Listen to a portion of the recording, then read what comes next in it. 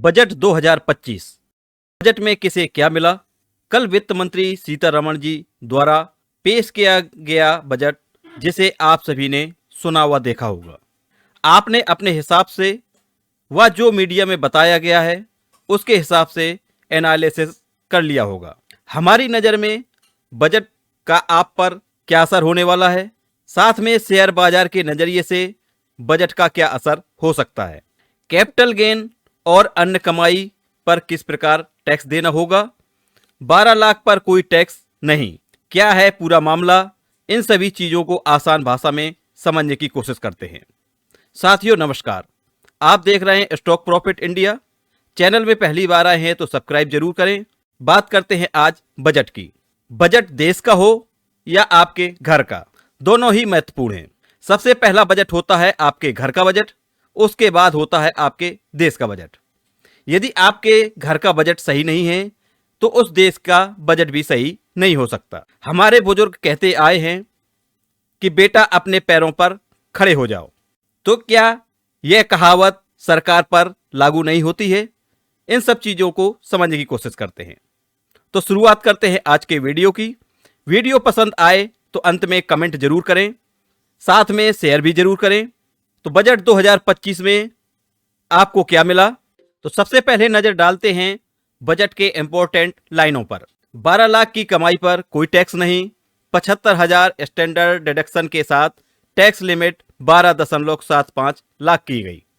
वरिष्ठ नागरिकों के लिए टैक्स छूट डबल की गई। टीडीएस सीमा 10 लाख रुपए तक की गई। 4 साल तक अपडेटेड आईटीआर भर सकेंगे। मोबाइल फोन और ई कार सस्ती होंगी। एलईडी एलसीडी टीवी सस्ती होंगी। कस्टम ड्यूटी घटाकर 2.5% की गई। 1 लाख करोड़ रुपए का अर्बन चैलेंज फंड बनाया गया। शहरी क्षेत्र के गरीबों की आय बढ़ाने की योजना बनाई गई। 2025 में 40,000 नए मकान हैंडओवर किए जाएंगे। जल जीवन मिशन कार्यक्रम 2028 तक बढ़ेगा। तो ये थी हेडलाइन जो कि इस बजट में महत्वपूर्ण थी। तो चलिए शुरुआत करते हैं पहले पॉइंट से, और पहला पॉइंट है 12 लाख की कमाई पर कोई टैक्स नहीं। ये सुनकर मिडिल क्लास जरूर झूम गया और ये वास्तव में स्वागत योग्य कदम था। अभी तक मिडिल क्लास को सरकार की तरफ से कुछ नहीं मिलता था। पहली बार है कि बजट में सरकार द्वारा मिडिल क्लास का ध्यान रखा गया। आपने मीडिया में यह भी देखा होगा कि अगले हफ्ते इनकम टैक्स बिल आएगा, जिसमें हो सकता है ये छूट दी गई है ये किसी अन्य माध्यम से वापस ली जाए। ये सिर्फ अफवाह है, ऐसा होता नहीं दिख रहा है। सरकार मिडिल क्लास को नाराज नहीं करेगी। दिल्ली चुनाव के बाद ये बिल आना है, तो ऐसा नहीं कि फिर कोई चुनाव नहीं होने वाला। ये जरूर है कि कुछ बातें बिल में जरूर होंगी जो राजस्व को बढ़ावा देने के लिए होंगी। बिजनेस और राजनीति दोनों प्रकार से इस 12 लाख पर शायद कोई नेगेटिव चीज इस इनकम टैक्स बिल में सरकार लाए। यदि बिजनेस और राजनीतिक दोनों रूप से देखा जाए तो सरकार कोई ऐसा कदम नहीं उठाएगी जिससे कि इस 12 लाख की छूट पाने वाले मिडिल क्लास को कोई इम्पैक्ट पड़ सके। यदि सरकार इस मिडिल क्लास से दी गई छूट में कुछ भी वापस लेती है तो मिडिल क्लास का नाराज होना लाजमी है। तो चलिए अब आपको बताते हैं कि इस 12 लाख में सरकार और आप पर क्या असर होने वाला है। आपने ये इनकम टैक्स की स्लैब जरूर देखी होगी। जब सरकार ने 12 लाख रुपए तक कोई टैक्स ना लेने का ऐलान किया है तो इस टैक्स स्लैब का क्या मतलब रह जाता है। तो चलिए इस स्लैब को समझते हैं और देखते हैं कि इस स्लैब से मिडिल क्लास को कितना फायदा होगा और सरकार को कितना घाटा होगा। तो सबसे पहले समझते हैं कि सरकार को कितना घाटा होगा।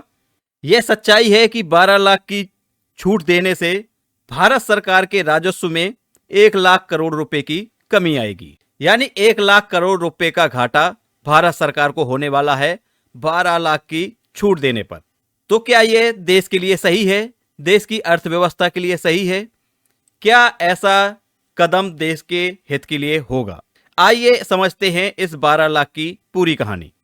यह 1 लाख करोड़ रुपए जनता के पास जाएगा, यानी जो छूट दी जा रही है वो वास्तव में जनता जो टैक्स देती है वो टैक्स नहीं देगी, तो ये पैसा जनता की पास रह जाएगा।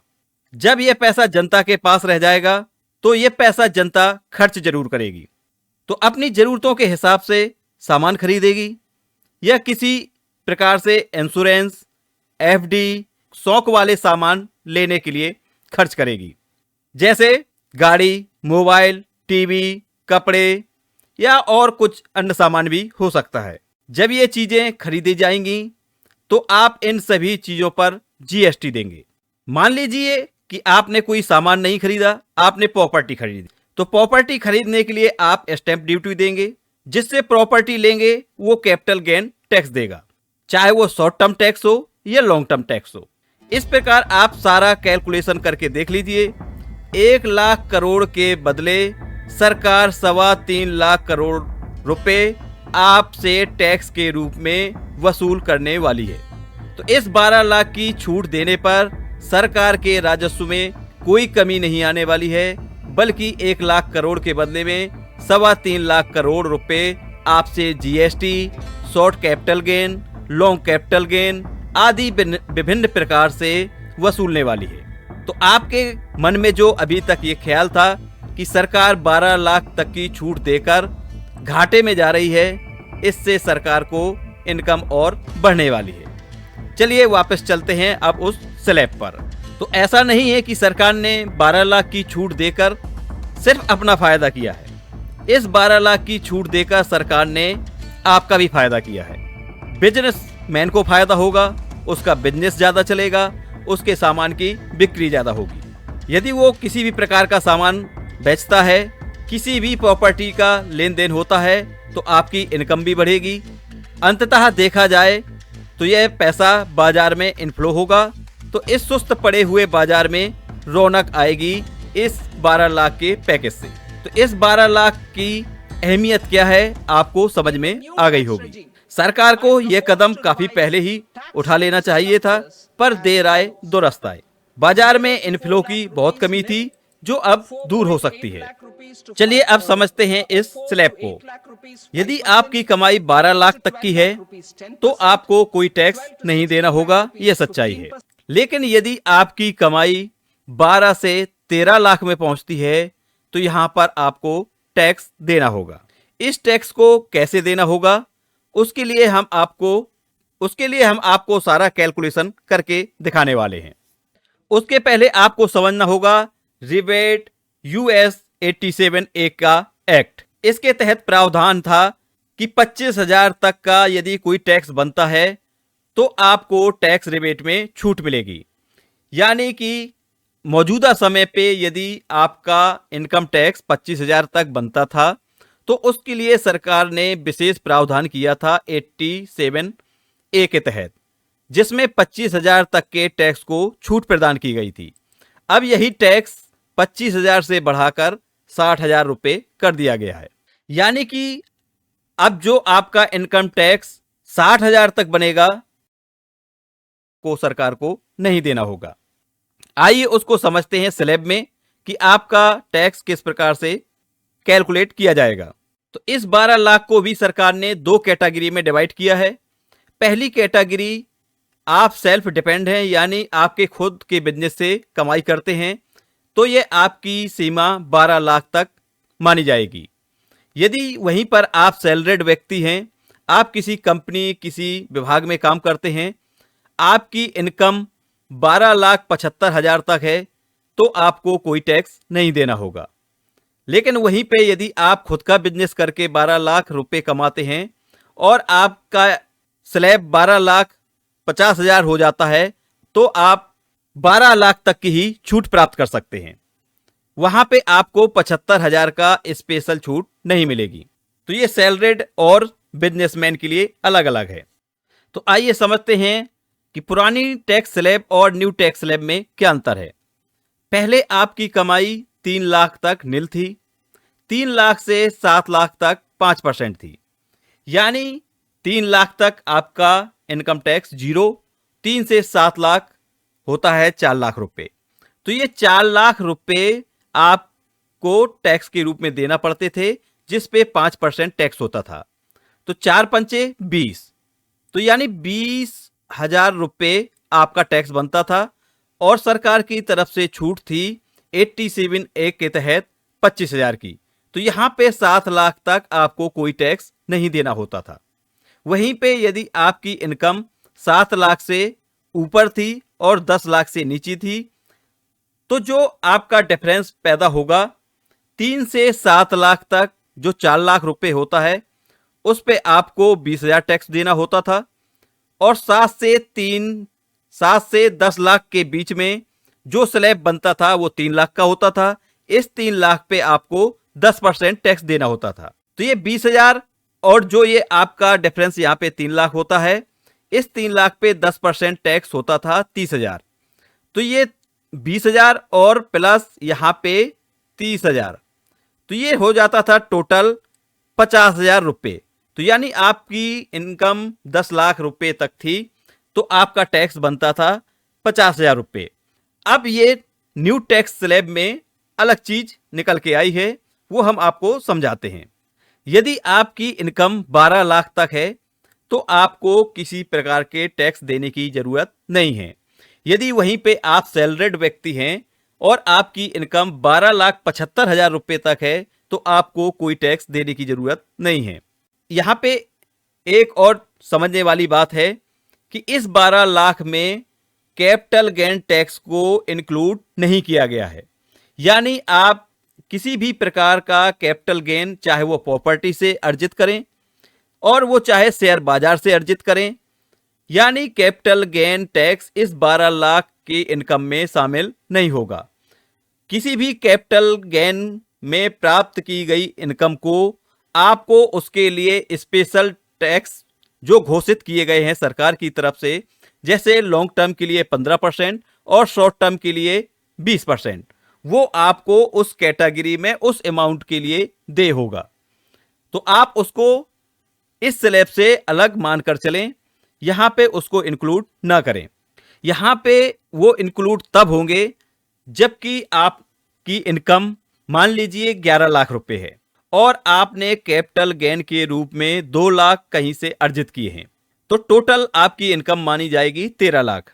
इस 13 लाख पे आपको टैक्स देना होगा। जो आप शॉर्ट टर्म या लॉन्ग टर्म टैक्स दे चुके हैं वो अलग है और ये 2 लाख रुपए आपकी इनकम में प्लस होके आपको टैक्स स्लैब में ले जाएगा। तो यानी सरकार को वहां भी आप टैक्स देंगे और साथ में जो आपकी इनकम 11 लाख थी वो 13 लाख में बदल गई, तो यहां भी आप टैक्स को पे करेंगे। तो यदि आपकी इनकम 13 लाख हो जाती है तो आपका टैक्स कितना बनेगा वो हम समझने की कोशिश करते हैं। तो 13 लाख में 4 लाख तक आपको निल, यानी यहां पे कुछ भी अमाउंट नहीं देना है। 4 लाख से 8 लाख, यानी 4 से 8 के बीच में जो 4 लाख रुपए आपने अर्जित किए, इस पे 5% टैक्स देना होगा, जो कि होता है 20,000 रुपए, जो कि आपका पहले 3 से 7 के बीच में भी था। तो वही परसेंटेज अभी भी जारी है। अब आती है बात 8 से 12 लाख। 8 से 12 लाख के बीच में जो 4 लाख का डिफरेंस है उसमें आपको 10% टैक्स देना होगा, तो वो होता है 40,000 रुपए। तो ये टोटल हो जाता है आपका 60,000 रुपए।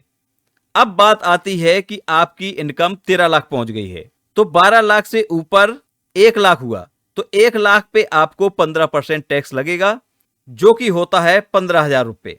तो आप ये इस टोटल को जोड़ लीजिए, 20, 40, 60 और 15, 75। तो यहां पे 75,000 रुपए आपके टैक्स बन रहे हैं। और यहीं पे यदि आप सैलरीड व्यक्ति हैं तो यहां पे आपको छूट मिल जाएगी। सैलरीड व्यक्ति को 75,000 रुपए स्पेशल छूट दी गई है, तो आपने अतिरिक्त जो इनकम की वो 25,000 रुपए की, तो 25,000 पे 15% आपको यहाँ पे इनकम टैक्स के रूप में देना होगा, जो कि होता है 3750 रुपए। तो यदि 3750 यहाँ पे जोड़ दिया जाए तो आपका टोटल अमाउंट 13 लाख यदि आपकी इनकम है तो हो जाता है 63,750 रुपए। तो ये सैलरीड व्यक्ति के लिए है। और यदि वहीं पे आप खुद का बिजनेस करके कमा रहे हैं और आपकी इनकम 13 लाख तक पहुंच गई है तो आपको इनकम टैक्स देना होगा, व्यक्ति को इनकम टैक्स देना होगा। तो आशा है कि आप इस टैक्स स्लैब को अच्छी तरह से समझ गए होंगे। यदि यहाँ पे किसी प्रकार का कोई डाउट है तो आप हमें डायरेक्ट संपर्क कर सकते हैं या अपने कमेंट को छोड़ सकते हैं। जो भी आपका डाउट होगा हम उसको क्लियर करने की कोशिश जरूर करेंगे। देश के विकास में जो सबसे बड़ा योगदान है वो मिडिल क्लास का है। तो सबसे बड़ा योगदान होने के बावजूद आज भी मिडिल क्लास अपनी सुविधाएं पाने को तरस रहा है। इस भारी भरकम टैक्स को जमा करने के बावजूद ये सारा पैसा नेताओं के खर्चों में, चुनावी खर्चों में, साथ में चुनाव को जीतने के लिए खर्चों में प्रयोग किया जा रहा है। और इस टैक्स के पैसे को सरकार किसी न किसी प्रकार से फ्री में राशन के रूप में हो या अन्य चीजों के रूप में, कोई स्कीम के तहत, भाई बहन लाडली योजना, अन्य प्रकार की जो भी स्कीमें हैं उसके तहत खर्च कर रही है। जबकि इस पैसे से जो भी सुविधाएं हैं उनका पाने का हक मिडिल क्लास का भी है। तो आशा है कि आने वाले वक्त पे सरकार मिडिल क्लास का और ध्यान देगी। तो सरकार द्वारा जारी किए गए बजट का असर शेयर बाजार पर क्या पड़ेगा, किस सेक्टर में कितना पैसा खर्च किया है सरकार ने, उस खर्च किए गए पैसे का असर उस सेक्टर पर क्या पड़ने वाला है, इन सभी चीजों को हम डिटेल में कवर करेंगे नेक्स्ट वीडियो में। तब तक आप हमारे चैनल को सब्सक्राइब जरूर करके रखें ताकि आने वाला वीडियो आपसे मिस ना हो। तो मिलते हैं नेक्स्ट वीडियो में न्यू इन्फॉर्मेशन के साथ। तब तक बाय बाय, टेक केयर।